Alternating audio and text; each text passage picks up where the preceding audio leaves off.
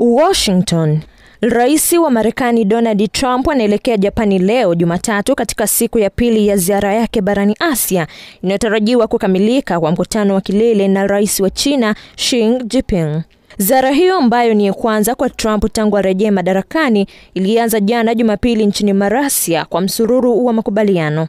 Makubaliano hayo yalijumuisha mikataba ya kibiashara kati ya majirani Cambodia na Thailand baada ya kusaini mkataba wao wa kusitisha mapigano kando ya mkutano wa kilele wa Jumuiya ya Kimataifa ya Kusini Mashariki mwa Asia huko Kuala Lumpur. Trump pia alisaini mkataba wa biashara wa madini na Malaysia na kuamua kurekebisha uhusiano na rais wa Brazil Luiz Inacio Lula da Silva baada ya miaka kadhaa ya mvutano.